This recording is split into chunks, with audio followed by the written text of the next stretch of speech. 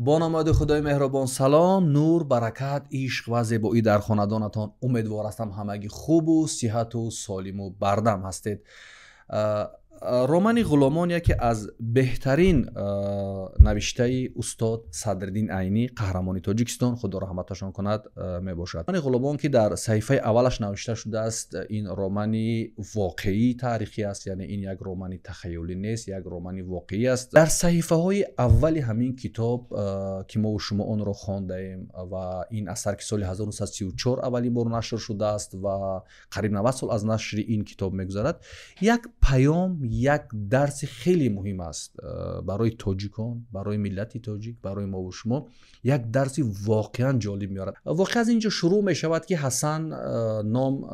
پرسوناژ، یعنی پرسوناژ این کتاب میخواد با زن و فرزندش برود حاصل باغش را بغندارد، ولی ترس از آن دارد که به آن باغ ترکمن ها حمله میکنند یا دزدان حمله میکنند و اینها را به اسارت میگیرند. ولی این حادثه چند بار دیگر هم در هرات این حادثه میگذرد، رخ داده است، ولی این بار خبر مییابند که همه جا آسایشته است، یعنی از یگان طرف به نزدیکی گویا حمله صورت نمیگیرد و با وجود این حسن کمانش را میگیرد، شمشیرش را میگیرد و زن و فرزندانش را میگیرد، به سوی باغ میرود و میگوید که اگر این بار دشمن بیاد من نمیگریزم، این بار دشمن بیاد من مقاومت میکنم، این بار دشمن اگر بیاد من مردانوار از فرزندم، از خانواده‌ام، از همسرم، از کودکان خردسالم که همراه هم هستند دفاع میکنند. وقتی که به باغ میان و به باغ‌های دیگر همسایه که اونجا دیگرها کار میکنند میروند، مشورت میکنند و همه به این فکر میکنند که ما با هم میشویم، متحد میشویم و بر ضد دشمنانمون مبارزه میبریم. و میگویند که وقتی که این سخنها را میگویند و حسن را میگویند که روزی اول تو باید در دیدبانگاه باشی و نظارت کنی و همین که اگر دشمن را دیدی ما را آگاه کنی و همین گونه میگویند اگر هر نفر از ما دشمن را دید به همدیگر ما خبر بدهیم.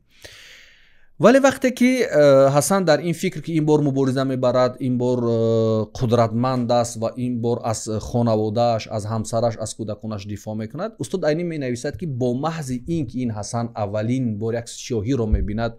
که در حرکت است، بسیار میترسد، بسیار با تهلکه میافتد، دست و پایش را لرزه میگیرد و این میگوید سایه از زاغ بود.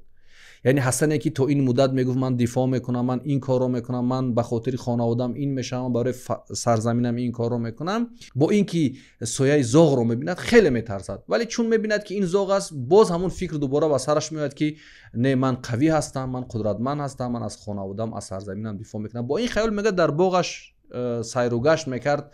و نظارت میکرد که یک نفر از پشتش با صدای بلند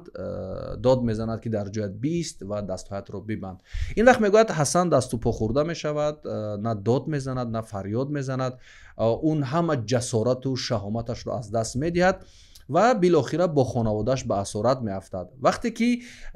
این ترکمن یا همون یاغیایی که از صحرا آمده بودند و میخواستند اینها رو به اسارت بگیرند، اینها رو از باغ بیرون میبرند، میبینند که از باغ‌های دیگر هم تقریبا 20 نفر رو به اسارت میگیرند با نوشته استاد صدرالدین عینی و آنها هم اگه 3 نفرند و 4 نفر دیگری آنها در راه هستند که ببینند یگان کسی بیگانه نآید به کار اینها خلل نرساند. استاد عینی میگوید که 3 نفر 20 نفر تاجیک رو میگیرند و دستهایشان رو میبندند، پایهاش رو میبندند. در همین جا استاد عینی یک چیز رو بسیار جالب خاطر رسان میکند، بسیار زیبا خاطر رسان میکند. میگوید که اینها وقتی خرد بودند، اینها وقتی که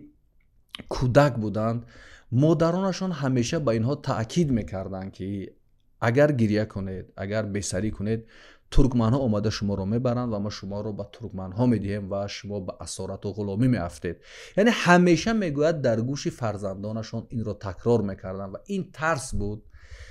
این ترساندن ها بود، میگوید که دیگر اینها قابلیت مقاومت رو از دست داده بودند. واقعا این درس، این پیام در اولی این آغاز این اثر برای ما یک پیام خیلی جدی است، یک پیام خیلی واضح است و یک پیام خیلی روشن است که هر ملت، هر مردمی که اگر آزاده نباشد، وارسته نباشد، ترسو باشد و با ترس اداره شود، با ترس کلان شود، اون نمیتواند در برابر هجوم اجنبی، در برابر حتی دفاع از خودش، دفاع از حق خودش قد علم کند یا ایستادگی کند. و ببینید نام همین اثرم اسیران نیست، یعنی غلامان است. چون آدم در نتیجه مقاومت، در نتیجه مبارزه، در نتیجه نبرد میتواند به اسارت بیفتد، زندانی شود. ولی غلام میگوید که در این کتاب اینها 3 نسل الک غلام بودند، یعنی بابا، پدر، نبیره، 3 نسل غلام میشوند و در آخر هم اینها از غلامی به واسطه بیگانه ها رها مییابند، یعنی اینکه خودشان تلاش کنند، اینکه خودشان مبارزه برند، یعنی با واسطه نفران دیگر از این غلامی رها مییابند. استاد این درس را، این پیام را بسیار ساده، بسیار روان، بسیار با یک زبانی برای همه فهما در این کتاب نقل میکند و میگوید که این نقل واقعی است، این یک تاریخ واقعی است و در زمانی معاصری که ما زندگی میکنیم و بسیار کتابایی که از بیرون نوشته میشوند، یعنی کتاب‌های مؤلفان کشورهای گوناگون رو میخونیم، در اونجا برعکس است. در اونجا میبینید که قهرمانی یک اثر در نتیجه تلاش، در نتیجه مبارزه حتی برای یک کشور پیروز میشود. مثل اون که شما همین کینوهای گالیوود یا هالیوود که در 50 سال اخیر نوار گرفته شد و در تمام دنیا پهن گردید، شما ببینید آنها چخیل واندام ساختن، چخیل ریمبو ساختن، چخیل نمیدونم سوپرمن ساختن که یک نفر میآید حتی به یک کشور پیروز میشود، با گروه از آدمان زیاد بزرگ پیروز میشود. وقتی که نسل نوارسی آنها این فیلم ها رو میبینند، این تبلیغات ها رو میبینند، واقعا به خودشان اعتماد به نفس پیدا میکنن، اعتماد به نفسشان بالا میرود، اونها همون اینستینکت مقاومتشون بیدار میشود و اونها از حق خودشان، از حقوق خودشان، از اندیشه خودشان، از موقع خودشان دفاع میکنن. این نقل گرچند در اول یک نقل تخیلی، یک نقل ساده میتابد، ولی باور کنید خیلی یک درس بزرگ ما میتوانیم از صحیفه های اولی رمان تاریخی غلامان برای خود گرفته باشیم و سر این بیشتر اندیشه کنیم و سر این بیشتر فکر کنیم و ببینیم که چخیل با یک نزاکت، چخیل با یک لطافت، چخیل با یک آینده‌نگری استاد صدرالدین عینی در زمانی که من فکر نمیکنم که دستی بازتر داشتن، من فکر نمیکنم که خیلی راحت‌تر، خیلی آزادتر میشد اون وقت این کار را انجام داده، ولی با یک نوع تلاش، با یک نوع پیام برای نسل‌های امروزی ما این پیام رو رساندن که ببینید که 20 نفر شما وقتی که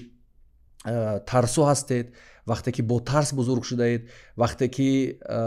با شما مادرانتان، همیشه مادرانتان یا جامعه یا نفران گوناگون از چیز شما را میترسونند که خاموش باشید، این خیلی نکنید، اون خیلی نکنید، این رو نگید، اون رو نگید، عاقبتش میتواند به چه فاجعه انجام بشود. برداشت من از رمان تاریخی غلامان از صحیفه‌های اولش این است. البته اونجا بعد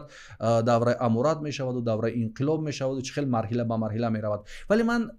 این سخنان رو از صحیفه‌های اولی رمان غلامان برای شما گفتم. اگر شما نظری دیگر دارید، اگر شما اندیشه دیگر دارید، اگر شما این کتاب رو خواندید، واقعا درباره نمون حسن و اسارت افتادن او و اطرافیانش که در آن باکار میکردن، مقاومت نکردنشان به ترکمن‌ها و اینکه استاد عینی این جمله رو میگوید که عیناً میگوید که وقتی کودکان آنها گریه میکردن، وقتی که کودکان آنها غم میدادن مادرانشان رو، همواره میگفتن که اگر شما ما رو غم میدهید، اگر گریه میکنید،